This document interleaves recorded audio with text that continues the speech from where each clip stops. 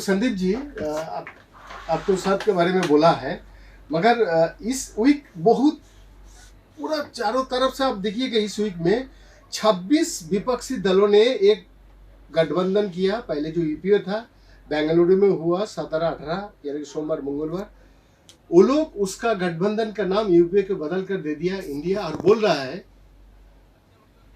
नरेंद्र मोदी के साथ इंडिया का लड़ाई होगा। What is this? कोई भी आदमी, हर भारतीयों का ये मुद्दा उठाना चाहिए। ये किसी भी तरह मानेंगे नहीं। कल एक आदमी ने बाराकांबा पुलिस स्टेशन में एफआईआर दर्ज किया। ये किसी भी तरह एम्बेलम जो एक्ट है 3 नंबर में, as per the Indian constitution, ये किसी को कोई भी भारतीय नहीं मान सकता। क्या टिप्पणी क्या है आपका?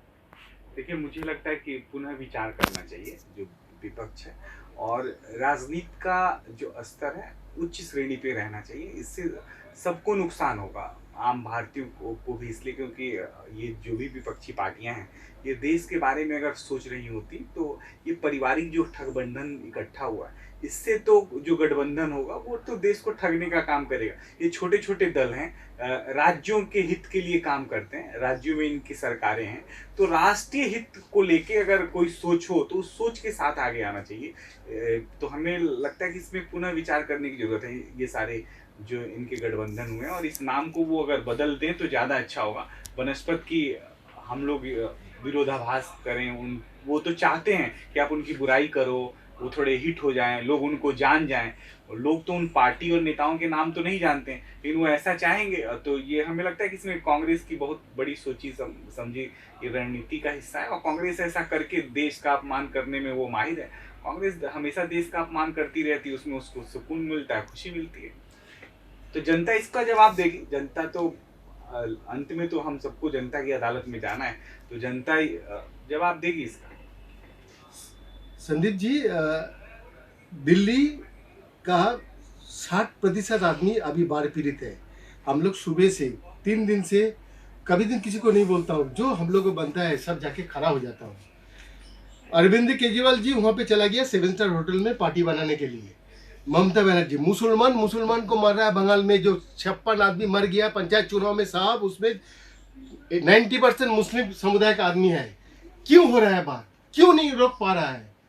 हमारा कितना भी सांबादिक, वो लोग माथा फूट के लड़की लोगों का क्या हालत है हमारा, ये क्या है? वो लोग सब जाके ये बना अपना राज्य उसको नहीं संभाल पाता है, वो लोग जाए गठबंधन बनाने के लिए भारतवर्ष के लिए सोचता है। क्या बात है?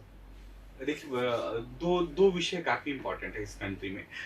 जो ये जातियों की राजनीति करने वाले जो राजनेता हैं, और जो धर्मों को आपस में लड़ाने वाले राजनेता हैं, इनसे आम जनता को दूर रहना चाहिए, और इनको समझना चाहिए कि ये लोग लड़ाई करके आपको लड़ा के और अपनी रोटी सेक रहे हैं। तो इसलिए जो राजनीति का स्तर गिरा हुआ है, उस स्तर को सुधारना हम सबकी जिम्मेदारी है। और ममता दी का ये अंतिम सांसें ममता दी की सरकार वहां पश्चिम बंगाल में ले रही है। आप देखेंगे आने वाले समय में, अब तो ये गठबंधन अगर विपक्ष के नाम पे, मोदी जी के विरोध के नाम पे ये जो ठगबंधन हो रहा है, पता चल गया कि कल को उसी कांग्रेस को गाली देने का काम ये लोग करते थे। उसी जो विपक्षी पार्टियां वहां पे और भी हैं, लेफ्ट को भी गाली देने का वहां काम करते हैं। आपस में कार्यकर्ता लड़ रहे हैं, एक दूसरे का सर फोड़ रहे हैं, एक दूसरे की हत्याएं हो रही हैं, और आज वो लोग मिलके जश्न मना रहे हैं। तो हमें लगता है कि जनता अब जागरूक होगी, और ये जागरूकता हम सबकी भी जिम्मेदारी कि हम लोगों को जागरूक करें, और ताकि इस तरह की जो राजनीति करने वाले लोग हैं उनसे वो जनता दूरी बनाए और अच्छे लोगों का चयन करे। इसलिए मुझे जो पूर्ण विश्वास है वो ये है कि आने वाले समय में जो ये देश है काफी अच्छा कर रहा है विगत कुछ वर्षों से।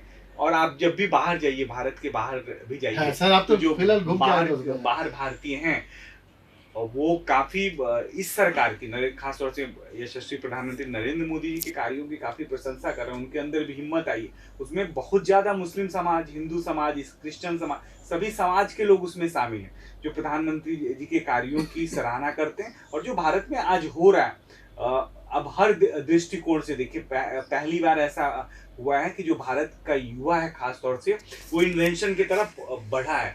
उसके इन्वेंशन का लोहा वर्ल्ड मान रहा है। हम अभी कोविड आया था, कोविड के अंदर हमने विश्व के अनेक ऐसे देश जो वैक्सीन नहीं बना सकते थे, हमारी सरकार ने, मोदी जी की सरकार ने, यशस्वी प्रधान नरेंद्र मोदी जी ने उन्हें वैक्सीन दिया। इसकी तो इतनी सराहना हुई कि भारत ऐसा कैसे कर पाया, जबकि सबसे पॉपुलेशन में हम सबसे ज़्यादा हैं। लोगों को विदेशों में जब बात होती है तो लोग कहते हैं कि भारत की आबादी इतनी ज़्यादा है और कोरोना को इतने अच्छे ढंग से वो निपटा, और निपटने के बाद भी जो छोटे छोटे राष्ट्र हैं उनकी उन्होंने मदद करी, मित्र राष्ट्रों की, इवन जो मित्र राष्ट्र नहीं थे उनकी भी मदद करी। तो हमेशा जो भारत का वसुधैव कुटुंबकम का जो रीति रही है वो सदा सदियों से चली आ रही है, वो अभी भी कायम है, और ये सरकार पूर्णतः इस विश्वास के साथ काम कर रही है। तो मैं बोलना चाहूँगा संदीप दुबे जी का माफिक आदमी आने वाले काल में राजनीति जो पावर है उस पावर को इनका माफिक आदमी की जरूरत है जो दुरुपयोग नहीं करेगा। कैमरा में रजनीश भारद्वाज के साथ वीएन दास का रिपोर्ट,